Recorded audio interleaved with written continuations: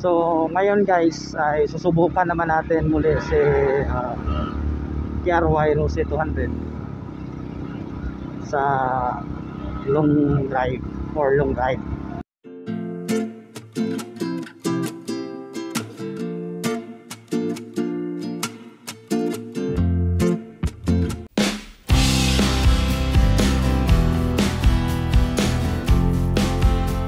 Kasi maraming nagsasabi na pag long ride daw si Rose KRY 200 natin ay pumapalya yung yung kanyang naman tawag doon, ang kanyang hatak.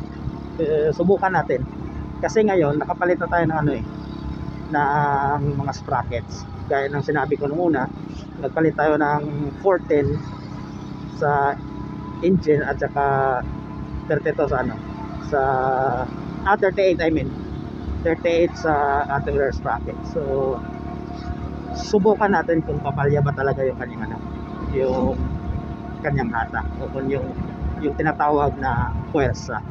So abangan nyo guys yung mga susunod pa natin na mga or sa pagpatuloy ng ating video ngayon, kasi mahaba to tatakbuhin natin. So from Bacolod to Escalante City again. So let's say kung ano yung makikita natin at kung ano yung ma-obserbahan natin sa ating KRY 200. So actually naka full tank na po to siya. So for sure dito din natin malalaman kung malakas ba siya kumain ng or lumamo ng gasolina. So yung mga idol, yung Escalante to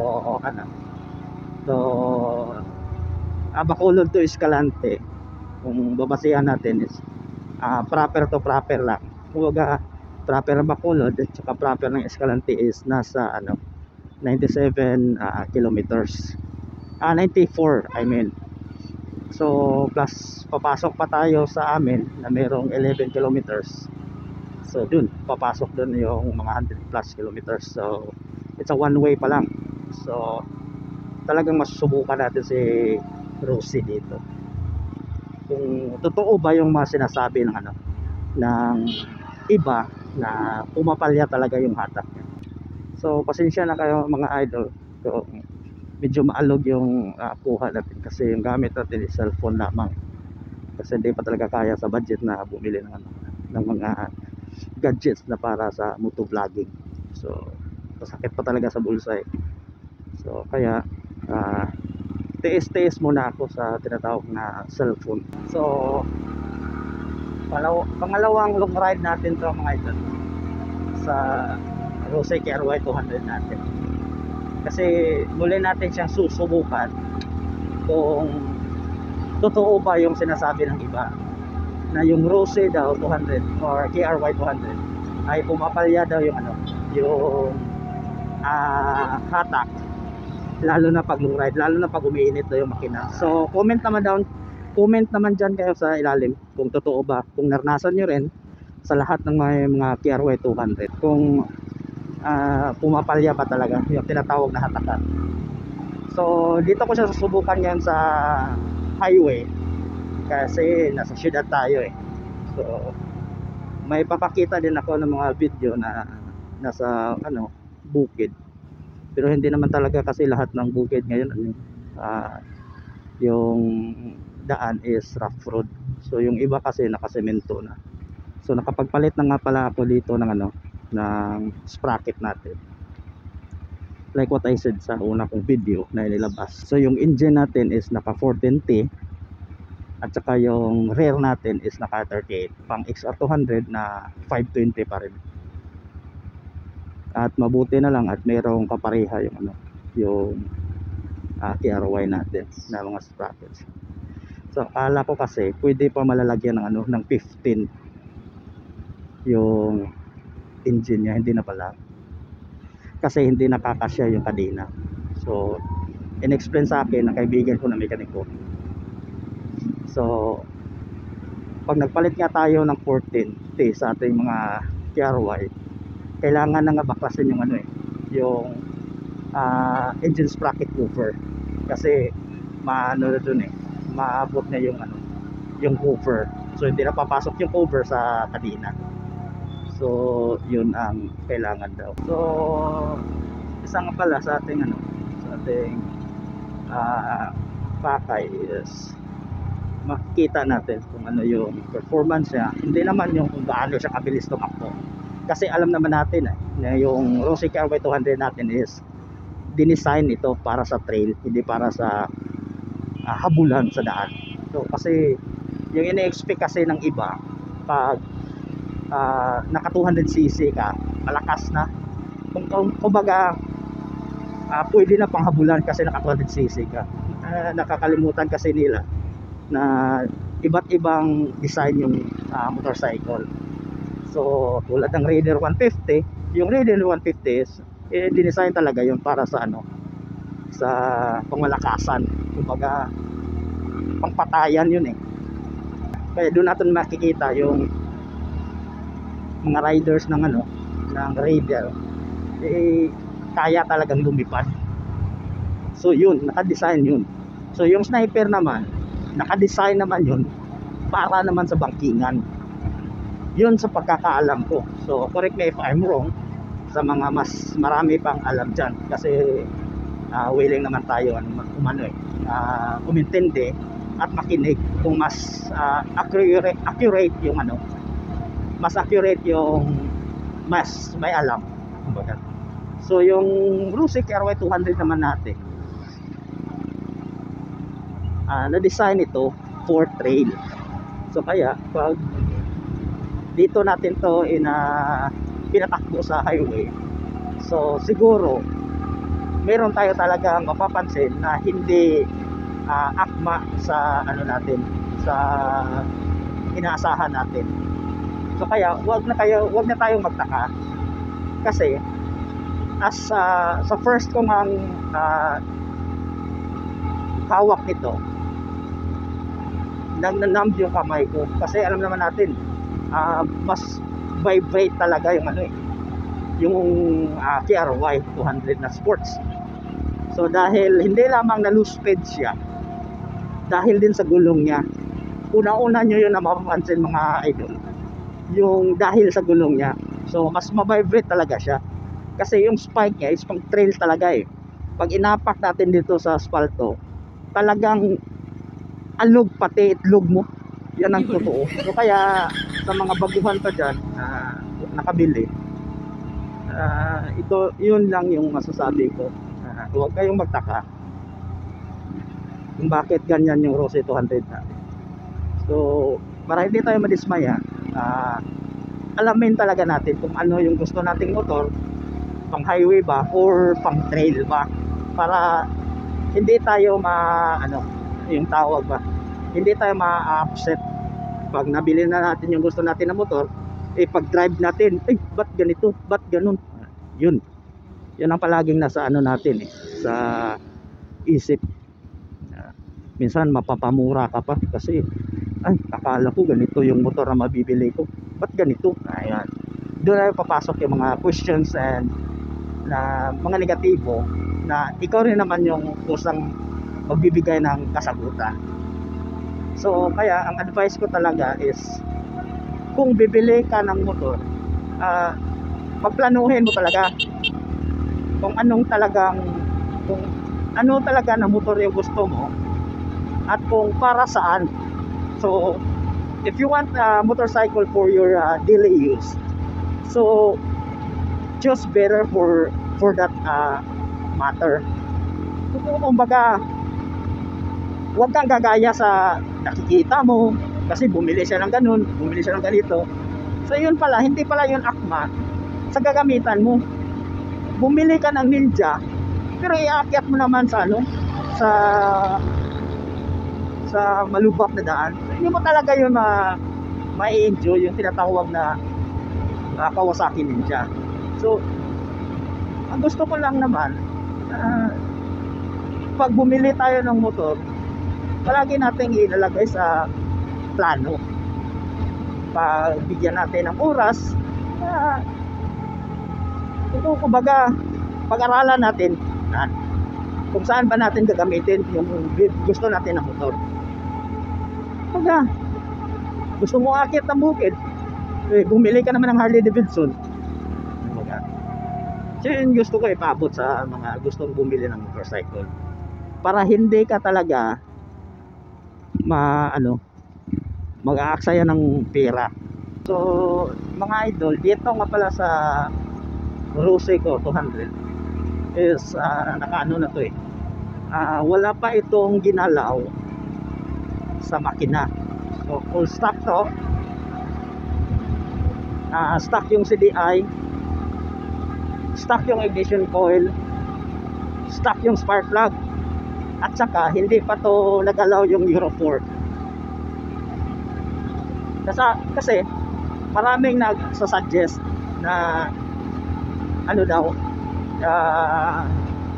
ipa-cut off yung tinatawag na Euro 4 para hindi ma-delayed yung yung hatak ng motorcycle. At saka yung iba naman may nagsusuggest na magpag-grind tayo ng cam.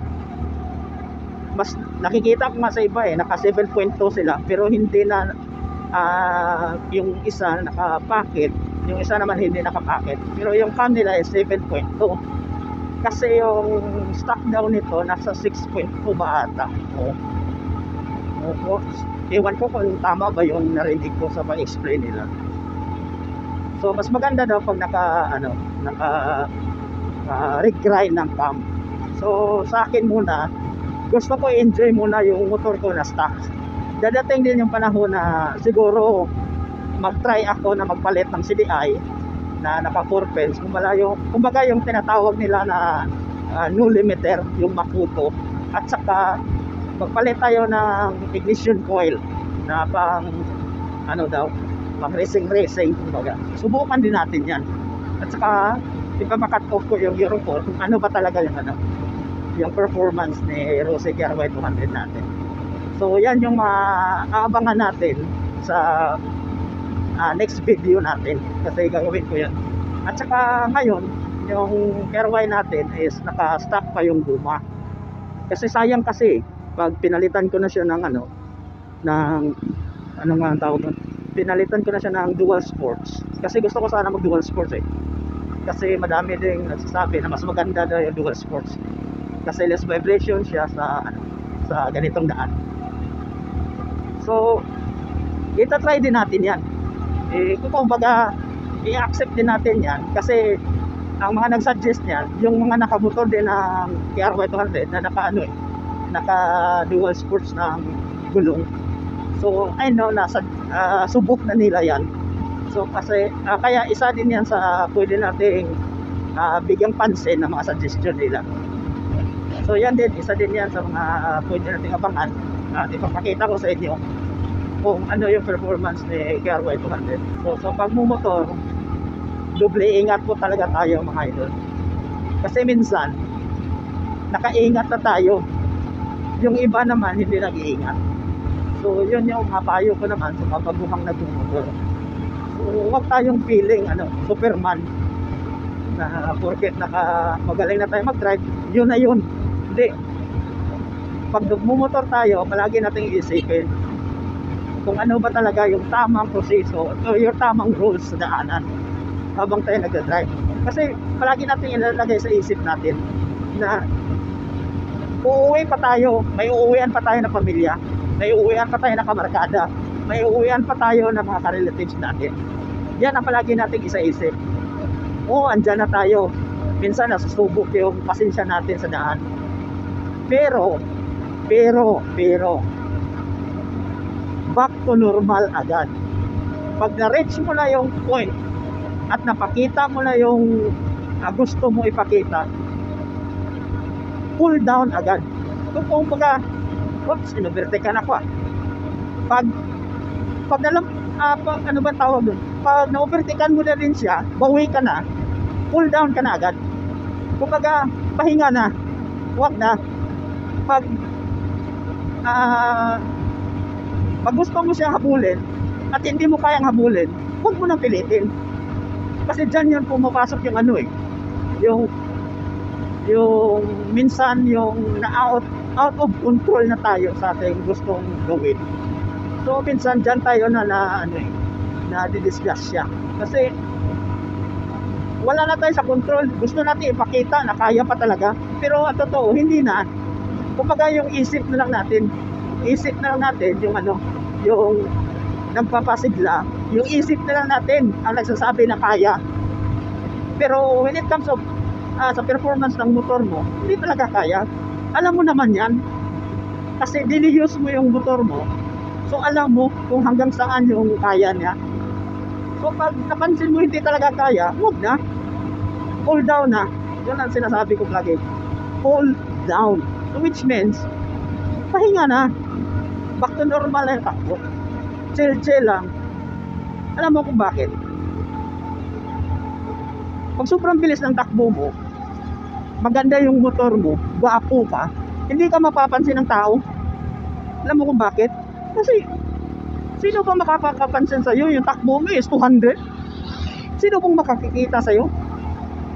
Alam nila na may dumaan, pero hindi nila nakita yung kagwapuhan mo at ang kagwapuhan ng motor mo. So yun na isa sa mga punto.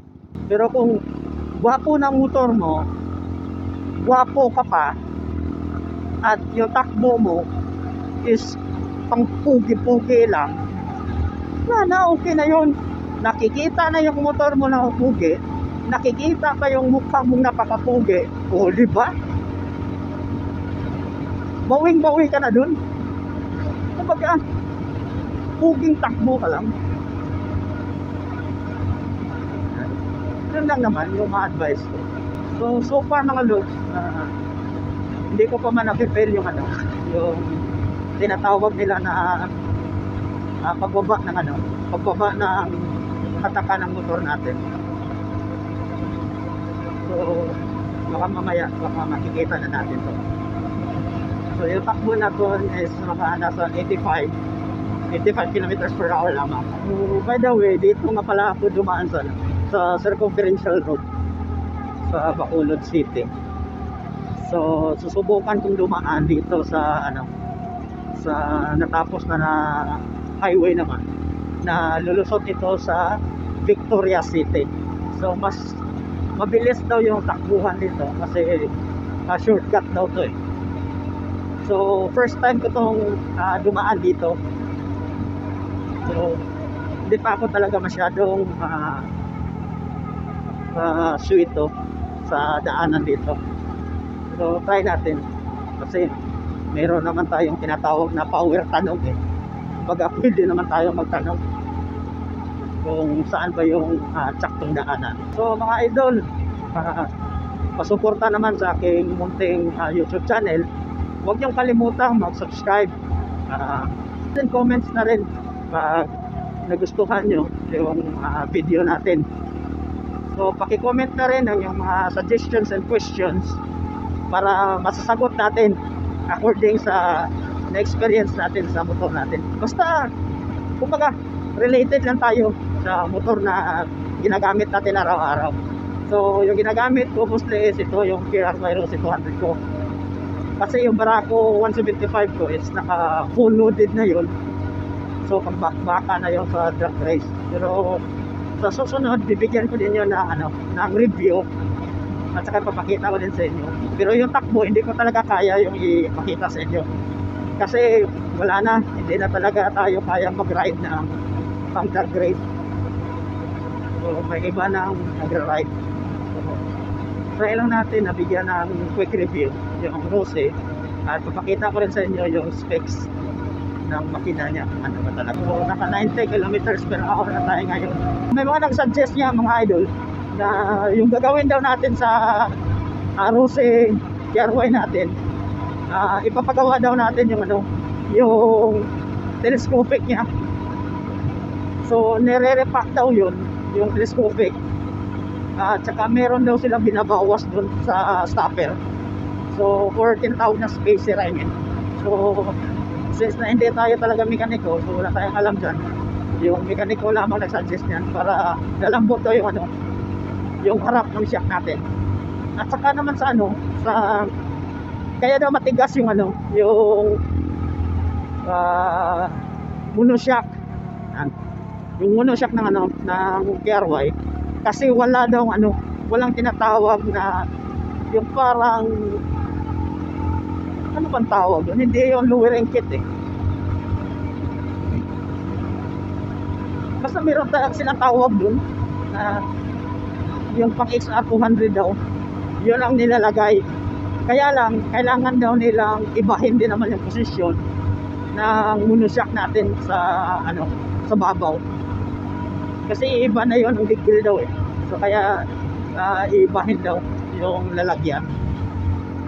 So pero pag nagawa daw yun, sure daw na maganda talaga yung laro ng ano, ng telescopic. Yung ng monoshock. So yun yung sabi nila. So far mga idol, wala pa akong napapansin na bumigay yung hatak ng KRY. So far okay na okay pa rin siya. Napakaganda pa rin. Wala pa rin pinag-iba. Yung KRY Rose 200 ko pala, ang nagalaw lang dito yung tambutso, pinaoperahan ko lang. Actually yung tambutso ng stock ng KRY, naka-screen type na, walang divider. Ang problema lang, masyado siyang maliit. Pero yung ginawa ko dito, pinalakihan ko yung screen at nilakihan din yung butas. So parang ginawa ata to ng 3/4 ng gumagawa ng muffler sa amin. So kaya medyo mas okay siya talaga patakbuhin na naka opera yung kanyang tambutso. So isa din yan sa mga suggestion ko mga idol. Yung mga naka-stock, kung wala pa naman kayong pambili ng ano, ng tambutso na para sa KRY nyo, paoperahan nyo na lang muna kasi mas maganda siya. Kasi yung bayad is 1.2 lang naman. Medyo makaya-kaya pa sa bulsa natin kasi pagkaalam ko medyo mahal ata yung ano eh, yung mga isang set ng muffler ngayon na pang sports. Mga loads, nasa proper na tayo ng Sagay City, Negros Occidental. So far wala pa akong napapansin na umiba sa KRY sa KRY natin. So kung nakaabot kayo dito sa video na to mga idol, maraming salamat talaga sa inyong ano, suporta sa mga ka-KRY 200 dyan. Salamat po talaga. At I salute you. At maraming salamat din. Yung motor nyo ay na-experience ko rin na masakyan. Kumbaga yung binili nyo na KRY 200, na-experience ko din na i-drive at napakaganda rin pala. Wala naman palang problema tulad ng sinasabi ng iba. So yung battery ko sa ano, sa cellphone is nagbabadya na, which means maya maya pwede na tong lulubat. So mga lods, so hindi pa nakapag-subscribe, subscribe naman kayo, like and comment naman kung nagustuhan nyo yung video natin. So huwag nyo kalimutan mag-comment mga lods kung ano yung mga question nyo about sa KRY 200 natin, at saka kung ano yung mga suggestion nyo na baka pwede naman na gawin din sa motor ko. So walang problema tayo dyan, hanapan natin yan ang paraan.